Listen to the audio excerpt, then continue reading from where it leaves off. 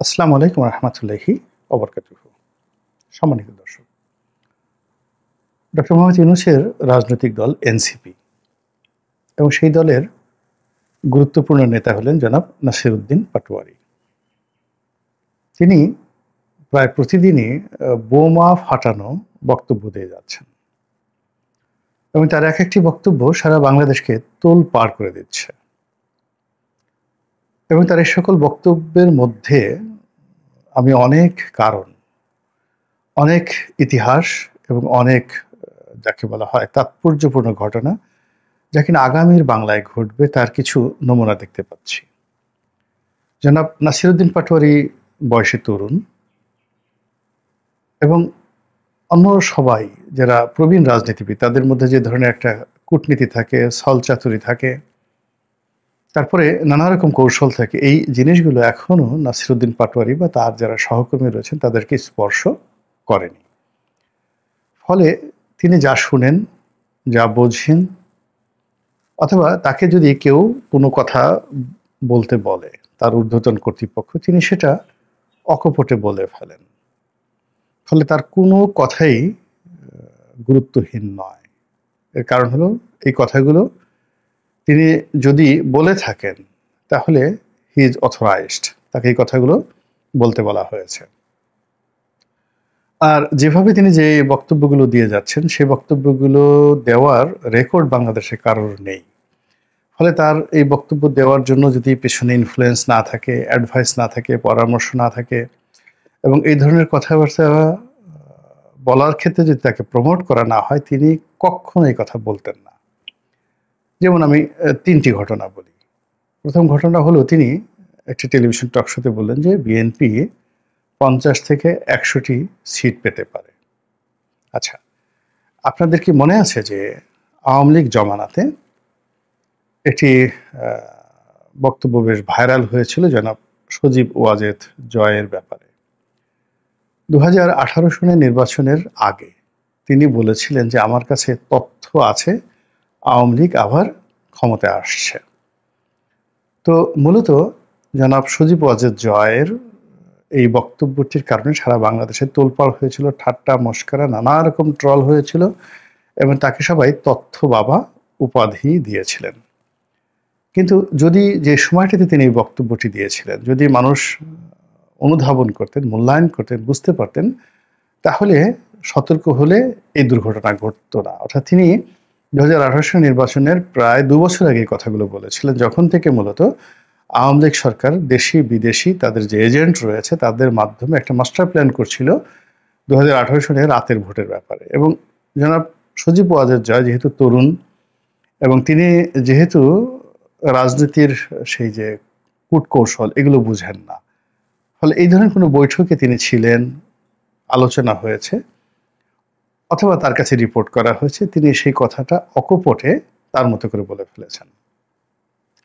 যেমন ধরুন 2018 সনের যে নির্বাচন, সেই নির্বাচনটা একটা সাধারণ নির্বাচন হবে, এই জন্য পুলিশের একটা ব্যাপক প্রস্তুতি ছিল এবং আমাকে সেই 2018 সনের 3-4 বছর আগে পুলিশের একজন এএসপি আমাদের গ্রামের, তিনি আসলেন, বয়সে আমাদের চেয়ে বড় এবং আমাদের স্কুলে কিছুদিন শিক্ষকতা করিয়েছেন। তিনি আমাকে বললেন যে ভাই তোমাকে একটা কথা বলি, ভুলেও তুমি নির্বাচনের ব্যাপারে বিএনপিতে যেও না বা স্বতন্ত্র ইলেকশন করার চেষ্টা করো না, এই প্ল্যান। তো এটা তো আমাকে 3 বছর আগে 2018 3 বছর আগে বলেছেন। তার 1 বছর পরে যাকে বলা হয় জনাব সজীব ওয়াজেদ জয় বলেছেন। আর 2 বছর পরে গিয়ে অর্থাৎ 18 সনে গিয়ে আমি বিএনপিতে যোগদান করে জীবনের যে শিক্ষা পেয়েছি, এই শিক্ষা আমি কিয়ামত পর্যন্ত ভুলতে পারবো না। আমি আল্লাহর কাছে বলেছি যে আল্লাহ শুধু জানটা নিয়ে এখানে আমাকে একটু বাঁচাও, ইলেকশনের নাম আর রাজনীতির নাম জীবনে আনবো না। কেঁদে কেটে বলেছি 2018 সনের নির্বাচনের সেই মাঠে। কিন্তু যদি আজকের মতো আমার বোধ থাকতো, বুদ্ধি থাকতো, তাহলে আমি ওই যে আমার যে পুলিশের বড় ভাই, আমার স্কুলের বড় ভাই, তার কথা শুনতাম, সজীব ওয়াজেদ জয়ের এই বক্তব্যকে উল্টিয়ে পাল্টিয়ে আমি মন্তব্য বোঝার চেষ্টা করতাম এবং সে অনুযায়ী প্রস্তুতি নিলে আমার জীবনে 2018 সনের দুর্ভোগ দুর্দশা হতো না, যেটা আমার বাড়ি গেছে, গাড়ি গেছে, ব্যবসায় গেছে, বাণিজ্য গেছে, যৌবন গেছে, সব কিছু তছনছ হয়ে গেছে 2018 সনের একটা নির্বাচনে। তো এখন এই যে নাসিরউদ্দিন পাটোয়ারি, তো যেহেতু তিনি একটা কিংস পার্টির বড় কর্তা, ফলে এই কিংস পার্টিকে আপনি চিন্তা করেন যে নাহিদ, তো নাহিদ মন্ত্রী ছিল, একেবারে ফুল মিনিস্টার ছিল। তো তাকে যখন বলা হলো তুমি একটা রাজনৈতিক দল গঠন করে এনসিপি এবং সেটার সভাপতি তুমি, সে নিঃসন্দেহে বুঝেছে যে সভাপতি হিসেবে তার যে ভবিষ্যৎ মন্ত্রীর ভবিষ্যতের চেয়ে বেশি। 2 নম্বর হলো তার কনফিডেন্সটা এইভাবে গ্রো করেছে যে এই কাজের মাধ্যমে তার বরকত আসবে এবং সে লাভজনক অবস্থায় থাকবে। এবং এখন আপনি দেখেন যখন যমুনাতে বৈঠক হয়, জামাতের আমির, তারপরে সালাউদ্দিন সাহেব, মির্জা ফখরুলের মতো মানুষ যখন নাহিদের সাথে হ্যান্ডশেক করে নিজেদেরকে ধন্য মনে করেন এবং নাহিদ দাঁড়িয়ে থাকেন এবং বাকি সবাই এগিয়ে গিয়ে তাকে কেউ বুকে জড়িয়ে ধরেন, তার সঙ্গে কেউ হ্যান্ডশেক করেন এবং সবাই এমনভাবে হাসাহাসি করেন যেন তিনি রাজপুত্র, প্রিন্স অফ ওয়েলস।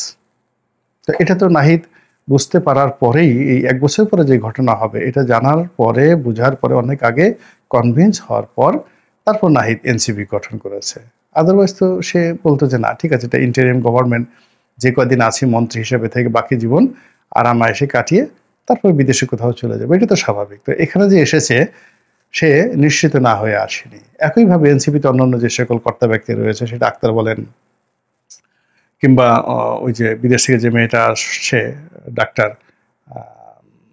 তো তিনি, কিংবা এই নাসিরউদ্দিন পাটোয়ারি, তো তারা যদি একেবারে শতভাগ নিশ্চিত না হতেন তারা এখানে আসতেন না। তারা একটা নির্দিষ্ট গোল নিয়ে এসেছেন, ইতিহাস নিয়ে এসেছেন, ঐতিহ্য নিয়ে এসেছেন, আশ্বাস নিয়ে এসেছেন, সব মিলিয়ে তারাই আসছেন। তো এক্ষেত্রে তাদের ইন্টারনালি অনেকগুলো আলাপ আলোচনা হয়। যেমন ধরেন গোপালগঞ্জে যে ঘটনাটা ঘটলো, এখন এই গোপালগঞ্জে ঘটনাটা ঘটবে, এটার জন্য কি 2 মাস আগে থেকে আপনার কি মনে হয় তাদের একটা প্রস্তুতি ছিল না? এখানে তাদেরকে একটা অ্যাসুরেন্স ছিল না যে তোমরা ওখানে গেলে, এই কথাগুলো বললে, এই কাণ্ডগুলো ঘটালে এরকম এরকম একটা পরিবেশ হবে এবং আমরা সেটা নিয়ন্ত্রণ করবো। এখন বাইরে যা কিছুই হচ্ছে এর পেছনে কিন্তু একটা ইতিহাস রয়েছে। তো কাজে আগামীতে নির্বাচনটি কেমন হবে? সেই নির্বাচন কি 2024 সনের মতো একটা নির্বাচন হবে, নাকি 18-র মতো হবে, নাকি 14-র মতো হবে? সেখানে কি সিট ভাগাভাগি হবে? সেখানে কি ভোট একরকম হবে, রেজাল্ট শিট একরকম হবে, ঘোষণা আর একরকম হবে? এরকম জিনিসগুলো যেগুলো অতীতে হয়ে গেছে, এর মধ্যে নাকি ইউনিক কিছু একটা হবে? এগুলো নিয়ে তো নিঃসন্দেহে সরকারের যারা কর্তা ব্যক্তি তাদের মধ্যে আলাপ আলোচনা হয় এবং সেই আলাপ আলোচনায় কার কত সিট হলে ভালো হয়, একটা দুর্বল পার্লামেন্ট হয়, বা কিভাবে পিয়ার পদ্ধতি হয়, কিভাবে একটা দলকে নিয়ন্ত্রণ করা যায়, এই জিনিসগুলো নিয়ে তো খোলামেলা আলোচনা নিশ্চয়ই হয়। এবং এরকমই একটি আলোচনার যে বক্তব্য, হয়তো তিনি বলে ফেলেছেন যে বিএনপিকে 50 থেকে 100টা সিট এর বেশি বিএনপি পাবে না, মানে বিএনপিকে দেওয়া হবে না। আর এখন যে অবস্থা হয়ে গেছে, এখন তো 50 সিটের নিচে নেমে গেছে, 30 থেকে 35 সিটে চলে আসছে, যদি ওই রকম কোনো সাজানো নির্বাচনের মধ্যে বিএনপি পা দেয়। তো কাজেই নাসিরউদ্দিন পাটোয়ারি সেই যে বক্তব্যটি, এটি অনেকে ট্রল করেছেন যে এটা কি ধরনের কথা বলে, নির্বাচন হলে যেখানে 280 সিট বিএনপি পাবে, জামাত মাঠে দাঁড়াতে পারবে না, সেখানে 50টা সিটের কথা বলে। ইট মিনস, মানে সেই ভদ্রলোক যারা নাসিরউদ্দিন পাটোয়ারি যে কথাগুলো বলেছেন, সেই বক্তব্যের প্রেক্ষাপট পিছনের দিকে আমরা চিন্তা করিনি। এখন তার দ্বিতীয় বক্তব্য আসেন, তিনি সালাউদ্দিন সাহেবকে নিয়ে গালাগালি করলেন।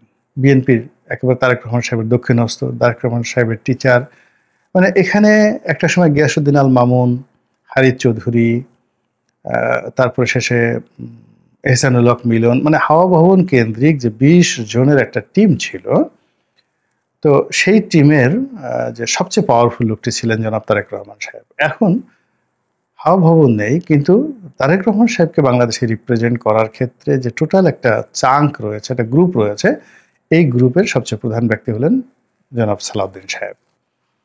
তো সেই সালাউদ্দিন সাহেবকে নিয়ে তার জন্মভূমি, তার নির্বাচনী এলাকা, তার যাকে বলে ক্ষমতার কেন্দ্র, সেই কক্সবাজারে গিয়ে তিনি অকথ্য ভাষায় গালাগালি দিয়ে আসলেন, অকথ্য ভাষায় তাকে অভিযুক্ত করলেন, তাকে মাফিয়া বললেন, ডন বললেন, ভারতের এজেন্ট বললেন, তাকে যাকে বলা হয় ওই চিংড়ি ঘের দখলকারী বললেন, আরো অনেক কিছু। আপনার কি মনে হয় জনাব নাসিরউদ্দিন পাটোয়ারি না বুঝেই কথাগুলো বলেছেন, বা তাকে এই কথাগুলো বলার পর যে প্রতিক্রিয়া তৈরি হবে সেই প্রতিক্রিয়া থেকে তাকে বাঁচানোর জন্য রাষ্ট্রের পক্ষ থেকে কোনো গ্যারান্টি না থাকলে তিনি এই কথা বলবেন, আপনার কাছে কি মনে হয়? তার নাক দিয়ে কি এখনো দুধ গলে? I do not think so. ফলে তিনি যেটা বলেছেন সালাউদ্দিন সাহেব সম্পর্কে, এখন এই কথাগুলি জামাতের বিভিন্ন পেজ থেকে, তারপরে জামাতের বিভিন্ন মহল থেকে সালাউদ্দিন সাহেবের বিরুদ্ধে যে বক্তব্য দেওয়া হচ্ছে এবং তাকে যেভাবে কালার্ড করা হচ্ছে, কলঙ্কিত করা হচ্ছে, এই ভদ্রলোকের রাজনীতি সামনে দাঁড়াবে মান মর্যাদা নিয়ে এবং তিনি সামনে ভালো কিছু করবেন সেটা মোটামুটি শেষ হয়ে গেছে। It is impossible. তো কাজে এই যে নাসিরউদ্দিন পাটোয়ারি সাহেব যে কথাগুলো বলেছেন সেটা সবাই নেতিবাচক নিলেও বা সবাই এটাকে খুব মানে অবুঝের যাকে বলা হয়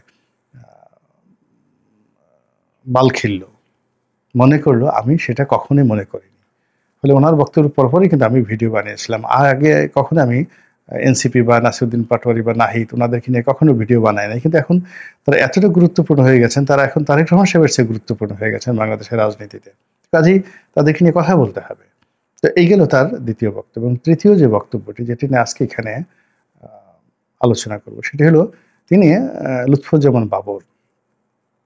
তো লুৎফুজ্জামান বাবরকে কেন্দ্র করে বিএনপির মধ্যে একটা বলয় আছে, জামাতের মধ্যে একটা বলয় আছে, এবং তিনি জেল থেকে বের হওয়ার পর যে পরিবেশ পরিস্থিতি তিনি পড়েছেন এটা তার জন্য খুবই বিব্রতকর। এই কারণ হলো তিনি তো একেবারে ফাঁসির আসামি ছিলেন। তো সেখান থেকে জুলাই আগস্ট বিপ্লবের কারণে তিনি বের হয়েছেন এবং জেলখানা যতদিন ছিলেন আমরা মনে করতাম তার সঙ্গে তারেক রহমান সাহেবের ডাইরেক্ট যোগাযোগ রয়েছে, তিনি হাওয়া ভবনের ডাইরেক্ট লোক, তারেক রহমানের লোক, এবং তাদের সুখ দুঃখ, টাকা পয়সা, ধন সম্পদ এসবই তারা বিভিন্ন সময় একে অপরের প্রয়োজনে ব্যবহার করেছেন, একটা আমদুধের সম্পর্ক। তো সেক্ষেত্রে জেল থেকে বেরোনোর পরে আমরা যেটা লক্ষ্য করলাম যে বিএনপিতে তিনি পাত্তা পাচ্ছেন না। তিনি বেগম জিয়ার সঙ্গে দেখা করতে গিয়ে তাকে দাঁড়িয়ে থাকতে হচ্ছে, দেখা করতে পেরেছেন কিনা আমরা জানি না। তারপরে ময়মনসিংহ, নেত্রকোনা, জামালপুর এই অঞ্চলে যে তার একশত আধিপত্য ছিল সেখানে তার পরিবর্তে কায়সার কামাল সাহেবকে সেট করা হয়েছে, তিনি সেখানে দাঁড়াতে পারছেন না।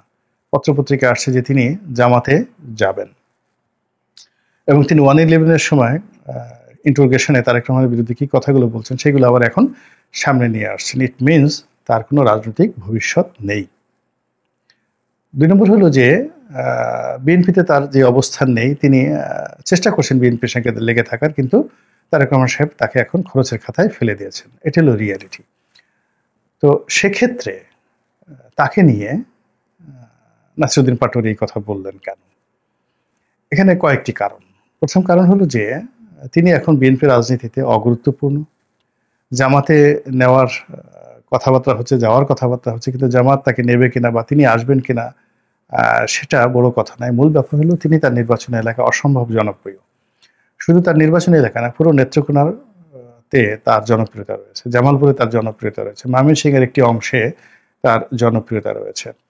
তো এই যে জনপ্রিয়তা তার যে আছে এটাকে আঘাত করাটা এখন যাকে বলা হয় এনসিপির একটা দায়িত্ব এবং কর্তব্যের মধ্যে পড়েছে। এর অনেক রাজনৈতিক হিসাব রয়েছে, সমীকরণ রয়েছে, আমি ওইদিকে যাব না। দ্বিতীয় যে বিষয়টি হলো যে তার কর্মকাণ্ডকে উপলক্ষ করে যদি বিএনপিকে দুর্বল করা যায় এবং বিএনপিকে ছোট করা যায়, নাজেহাল করা যায়, তাহলে বিএনপির দুই কোল গেল। প্রথমত হলো যে ভয়, যে কারণে তারা এখন জনাব লুৎফুজ্জামান বাবরকে দূরে রাখছেন, ঠিক সেই কারণটি এখন সামনে নিয়ে আসছে। বিএনপির জামানাতে যে কাজগুলো খুব যাকে বলা হয় চারিদিকে বদনাম ছড়িয়েছিল, তার এর মধ্যে 1 নম্বর হাওয়া ভবন, 2 নম্বরে খাম্বা, 3 নম্বরে হলো সেই 21 আগস্টের গ্রেনেড হামলা, আর 4 নম্বর হলো এই 10 ট্রাক অস্ত্র মামলা।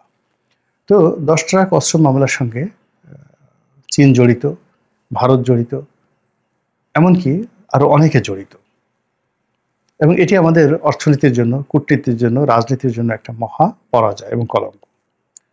এবং এই বিষয়টা নিয়ে 10 ট্রাক মামলা নিয়ে যত বেশি আলোচনা করবে বিএনপি, জামাতের লোক, এনসিপির লোক, তত বেশি বিএনপির মুখে তালা লাগবে। বিএনপি এটা নিয়ে কোনো কথা বলতে পারবে না। যদি বলা হয় 10 ট্রাক অস্ত্র তারা এনেছে, মূলত এটা তারা অস্ত্র চালানি করত।